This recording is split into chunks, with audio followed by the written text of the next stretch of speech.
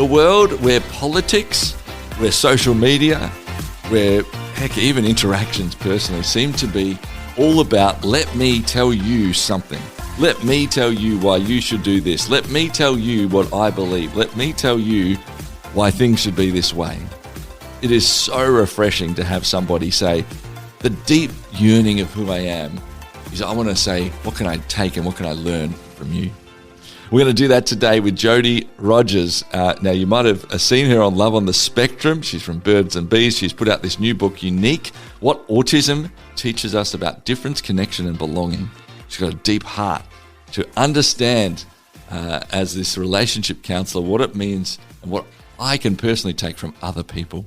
Not only what I can help them with, but what I can take.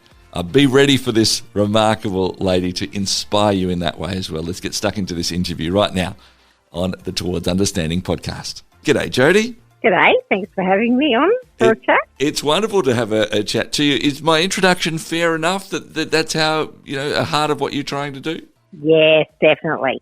You covered all of it. Jodi, for those who perhaps haven't seen Love on the Spectrum, and perhaps that's maybe where most people would know you from first and foremost, could you give a bit of a summary on what that show is and then what your role on it was? Yeah, so the show is, it started in Australia on our ABC, and it's really based around sort of young autistic adults who were really wanting to date or really looking for love and a relationship.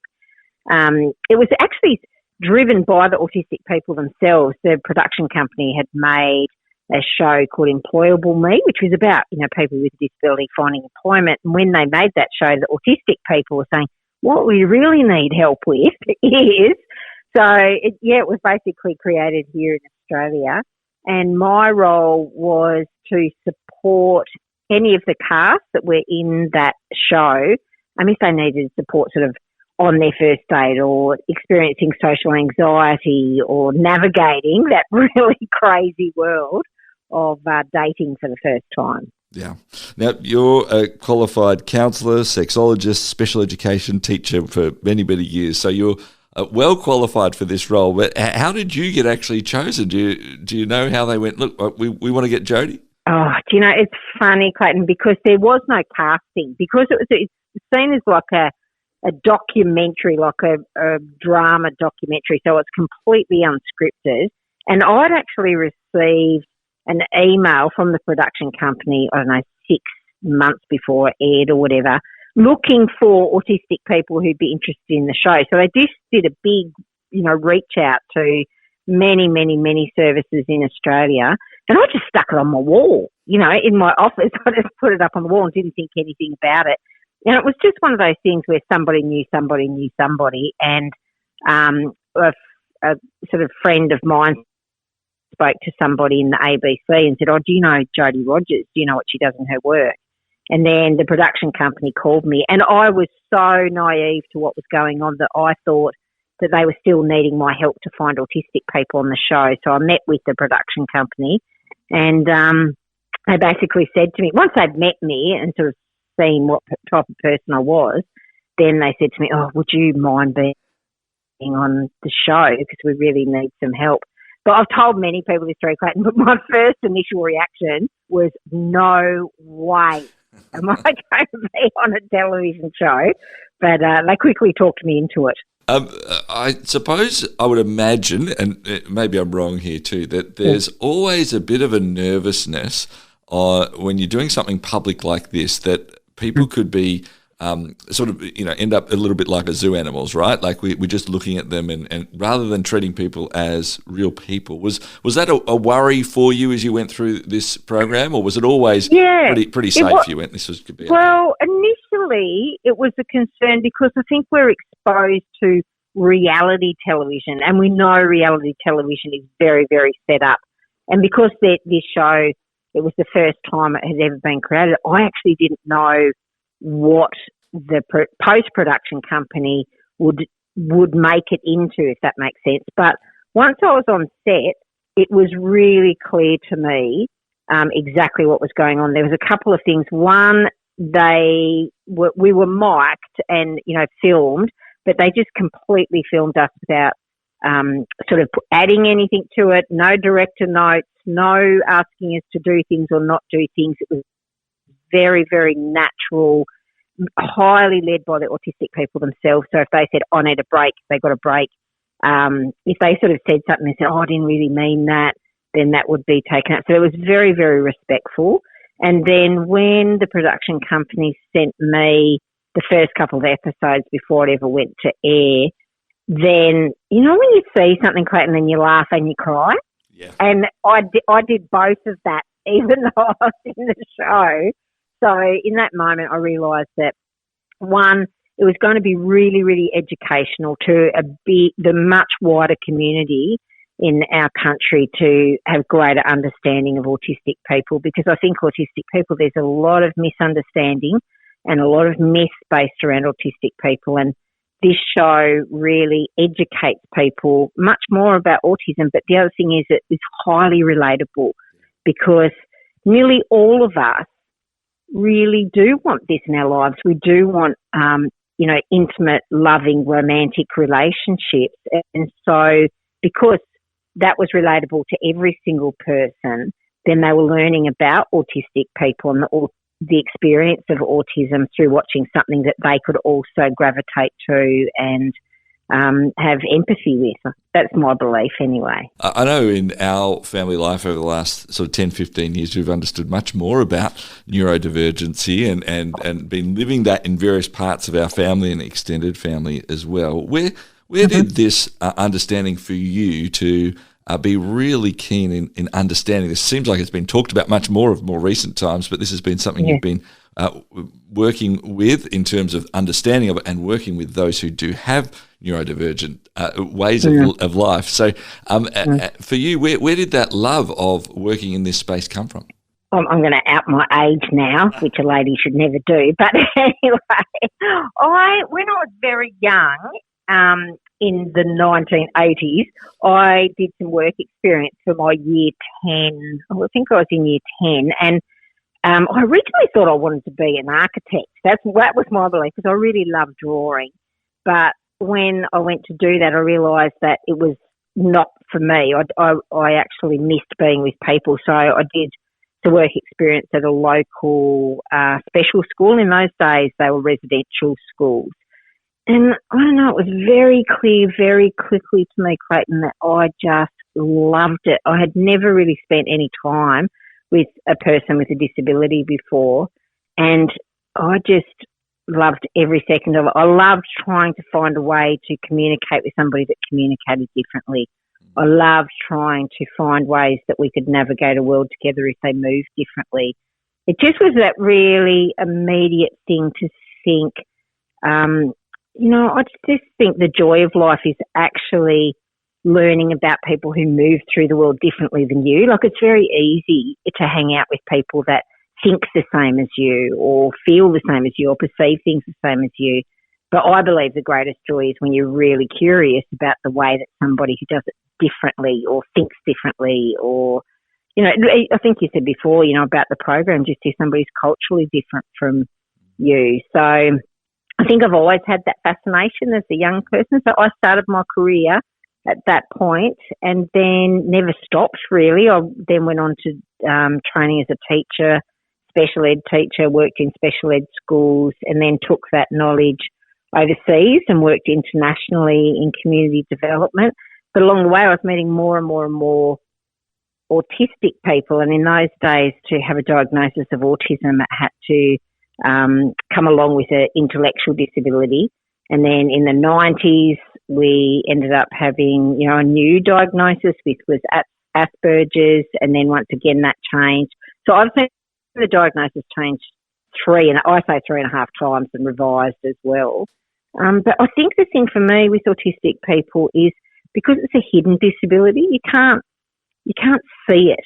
And so it fascinated me really quickly that when we talk, and this is why the book that I wrote is called Unique, that every single person on this planet has a unique experience and a unique neurology. And I think that's what fascinated me the most, that autistic people's way of perceiving the world and moving through the world was so vastly different from mine, and I just really wanted to know why. More than anything else, I just had the big why. I love that. Jodi, we want to talk a bit more about the book too, Unique, and in fact dig into a few of those things. And, we can't cover off the whole book now. That's why, you've written a book. But we will dig into a few more of the things that maybe we can think about and work through ourselves. But just before we get there, it's something you said that I want to ask the question around, which is the fact that, you were fascinated by the way someone else was walking through this world, working through this world in a different way. And yet it seems like perhaps the majority of people aren't like that.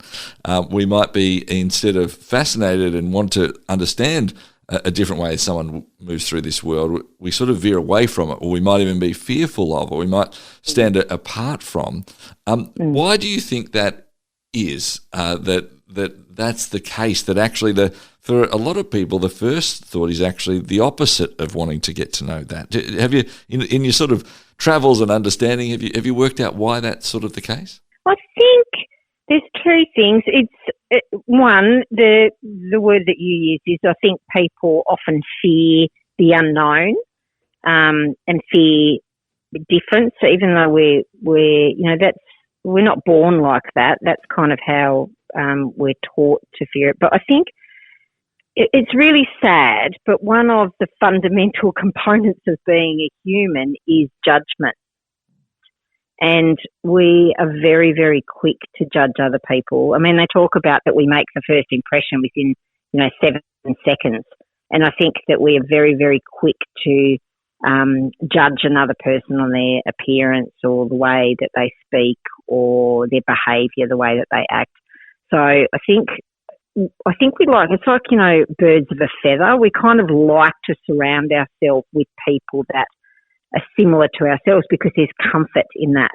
And when somebody different comes along, we get rattled by it, and I don't think that we're used to that. And so it takes, it's the fundamental component of being patient and curious is actually when we feel within our body going, why am I judging this person, or why am I feeling that this person doesn't fit in with my world? That's my moment to go, okay, turn that back around and actually get to know what that person's experience is. But I think, it's a sad fact, Clayton, that we are very, very judgmental, and we're very quick to discard people who are not similar to ourselves.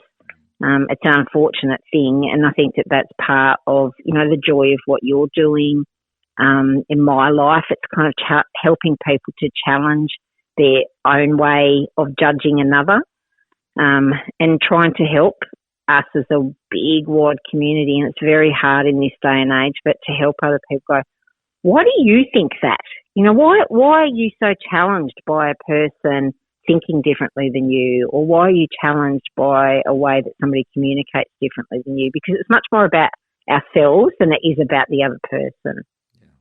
I hope that made sense. Yeah, absolutely. It's a big concept, really, isn't it? It sure is. Jodi Rodgers is my guest. She's the author of the book Unique. We're going to be back with her in a couple of moments' time as we dig a bit more into exactly what Jodi was saying just then, whether it's her work with Love on the Spectrum, countless hours spending time with the autistic community around our world as well. What is some of the ways we can be more curious? What are some of the ways we can understand each other's human behaviour? How can we perceive this world a bit more than just our own experience and start seeing others as well? We're going to be back with Jodi Rodgers in just a couple of moments' time as we head towards a better understanding together. Share your brand, your event, your message across 90 Christian radio stations and major cities in Australia and New Zealand by sponsoring Towards Understanding, hosted by Clayton Bielen. More than 210,000 people tune into Towards Understanding each week, and with just one sponsorship, you'll reach this immense engaged audience. Find out more about this exciting and unique opportunity now on the sponsorship page at positivemedia.com.au. Jodi, we were talking about that just a couple of minutes ago, and you've covered off a lot in this book, but could you talk to us perhaps, and again, like I mentioned earlier, we can't talk about the whole book, that's why you've written a whole book about it, but let's just take out a few things that maybe we can for somebody who's just listening to the interview today as well, is that What is a better way to perhaps perceive the world around us? You talked about being curious. Are there some good questions to ask? Is there some best ways to do that? I think the thing mostly for me is, the subtitle of the book is What Autism Can Teach Us About Difference, Connection and Belonging. And I think that if we're really speaking about connection, it's not, it takes two people. We've got to move towards each other. So I always see it that if an autistic person has difficulty with their communication or their social interaction, or they may be, behaving in a way that is kind of odd to neurotypical people, we've got to remember that we can't be forcing or having an expectation that an autistic person does it in a neurotypical way. We have to move towards that person. And the way that we move towards people and we gain acceptance and understanding of another person is to really ask, question, why is it that a person does this? So, there's many, many examples.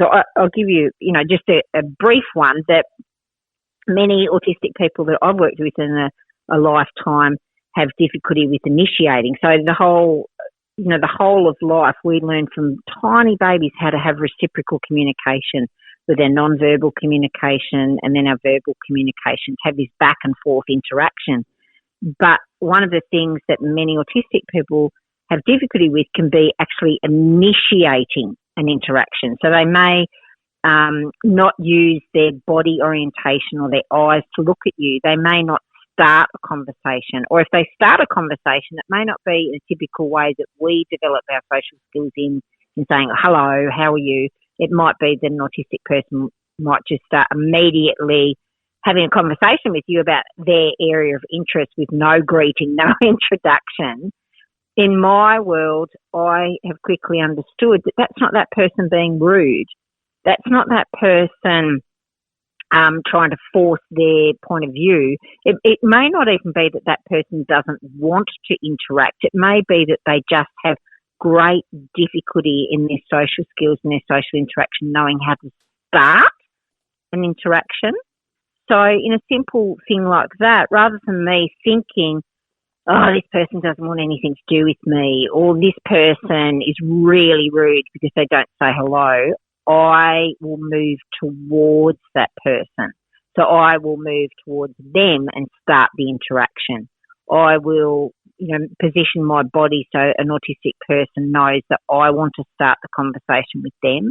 So it's really about us joining in the middle rather than constantly expecting another person to do it exactly the way that I want it done because it's my way of moving through the world.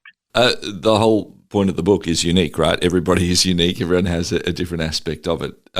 So this is perhaps an unfair question, but from that broader sort of autistic community, you talk about that, and I think there is, we've got experiences as well as our families. I mentioned too, interacting and trying to learn is always something that is different and unusual. So is there, despite the fact that we're all unique, is there a best way to things like position our body when we know somebody is autistic, and to just show an interest and to say, hey, look, I'm not going to push myself on you around anything or around any idea, but I just want to let you know that I value you, I'm here. Is there certain things that tend to be better? So the things that I say are really basic is don't expect eye contact. We have this old thing of saying that, it's quite a myth actually that people should make eye contact. Where actually the neurotypical community, we don't make eye contact with each other consistently. We use our eyes fleetingly when we talk to each other. So don't have an expectation that an autistic person will look directly at you. Often in my job, I actually put myself side to side with somebody, Clayton. So, I always think about it like sometimes when I'm walking along the beach in the morning, I can see people sitting on a park bench together, looking out towards the ocean. They're talking, but they're looking out towards something. You can have great conversations when we're not actually looking at each other. So I like to think about always putting myself alongside somebody rather than face to face.